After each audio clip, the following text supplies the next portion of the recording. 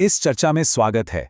आज हम एक ऐसे टॉपिक पर बात करने वाले हैं जिसके बारे में बहुत सारे क्रिएटर्स सोचते हैं कि आखिर अमेरिका पर फोकस करने वाले एक कामयाब यूट्यूब चैनल का राज क्या है। तो चलिए सीधे मुद्दे की बात करते हैं। जरा इन नंबर्स को देखिए। ये अपने आप में पूरी कहानी कहते हैं। एक ही नीश, मान लीजिए फिटनेस, इसमें कमाई की क्षमता में कितना बड़ा फर्क है। भारत में जहां आरपीएम करीब $1 हो सकता है, वहीं अमेरिका में ये $60 या उससे भी कहीं ज्यादा तक पहुंच जाता है।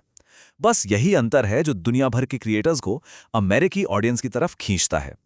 मतलब मकसद तो एकदम साफ है, ज्यादा कमाई। लेकिन इसे हासिल करना ही तो असली चैलेंज है। हम यहाँ बात कर रहे हैं इंडियन आरपीएम के मुकाबले कमाई में 8 से 10 गुना की बढ़ोतरी की। जरा सोचिए, ये किसी भी क्रिएटर के लिए एक गेम चेंजिंग फर्क है। पर अमेरिकी व्यूअर्स तक पहुंचने का असली सीक्रेट है क्या? इसका जवाब अगर ऑनलाइन ढूंढने निकलें तो सलाहों का एक ऐसा जंजाल मिलता है जो अक्सर कंफ्यूजिंग और एक दूसरे के उलट होता है। ऑनलाइन जितनी भी सलाह मिलती है ना, वो आमतौर पर 2 हिस्सों में बटी हुई है। चलिए देखते हैं। एक तरफ तो लोग हैं जो मानते हैं कि कुछ टेक्निकल शॉर्टकट्स या हैक्स होते हैं, जबकि दूसरी तरफ वो हैं जिनका पूरा फोकस सिर्फ और सिर्फ कंटेंट पर होता है। इन टेक्निकल तरकीबों के पीछे का आइडिया ये होता है कि किसी तरह यूट्यूब को ये सिग्नल भेजा जाए कि हमारा कंटेंट अमेरिका में दिखाया जाना चाहिए। लेकिन क्या ये टेक्निकल हैक्स वाकई में काम करते हैं? एक बहुत ही अनुभवी क्रिएटर जिनके यूएस फोकस चैनल पर 6 लाख से ज्यादा सब्सक्राइबर्स हैं, उनका कहना है कि ऐसा नहीं है। उन्होंने कभी भी अपने चैनल की लोकेशन सेटिंग्स को भरा ही नहीं, और फिर भी कमाल की बात यह है कि उनके 33% दर्शक अमेरिका से हैं। सच तो यह है कि एल्गोरिथम अब बहुत ज्यादा स्मार्ट हो गया है। वो सीधे वीडियो के कंटेंट को समझता है, ना कि इन सेटिंग्स को। और ये बात एक बुनियादी सिद्धांत को एकदम साफ कर देती है।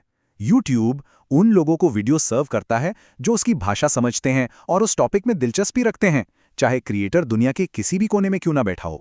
तो सबसे जरूरी बात यह है कि कामयाबी टेक्निकल जुगाड़ पर नहीं, बल्कि एक बहुत ही साफ सुथरी कंटेंट स्ट्रेटेजी पर टिकी होती है। ये पूरी सफलता असल में 3 पिलर्स पर खड़ी है: आपके कंटेंट की भाषा, आपने कौन सा नीश चुना है, और आपके वीडियो का टॉपिक क्या है। हर फैसला इन्हीं 3 चीजों को ध्यान में रखकर लेना होता है। डेटा से ये पता चलता है कि फाइनेंस, एआई और फिटनेस जैसे कुछ नीश में अमेरिकी मार्केट में कमाई की गुंजाइश बहुत ज्यादा है। सोचिए, एक फाइनेंस चैनल तो $45 तक का आरपीएम पा सकता है, जो कि जबरदस्त कमाई का मौका है। लेकिन अगर किसी की अंग्रेजी पहली भाषा ना हो तो अच्छा है कि आज के ज़माने के टूल्स इस मुश्किल को काफ़ी हद तक आसान बना सकते हैं। एक पूरा सिस्टमैटिक तरीका है जो एआई पर बेस्ड है। इससे कोई भी अमेरिकी ऑडियंस के लिए कंटेंट बना सकता है, बहुत आसानी से। आइडिया सोचने से लेकर स्क्रिप्ट लिखने, आवाज़ देने और विजुअल्स बनाने तक सब कुछ मुमकिन है। अच्छा, जब चैनल चलने लगता है तो इस पहेली का आखिरी और सबसे ज़रूरी हिस्सा आता है: इंटरनेशनल पेमेंट्स और टैक्स को मैनेज करना। पेमेंट के लिए सही प्लेटफॉर्म चुनना बहुत ज़रूरी है, क्योंकि इसी से तय होता है कि आखिर में आपके लोकल बैंक अकाउंट में असल में कितना पैसा आएगा। जब एडसेंस सेटअप किया जाता है तो टैक्स फॉर्म्स भरने पड़ते हैं। इसमें ये जो W8BEN फॉर्म है, ये अमेरिका से बाहर रहने वाले हर क्रिएटर के लिए भरना ज़रूरी होता है। ये एक अनिवार्य कदम है।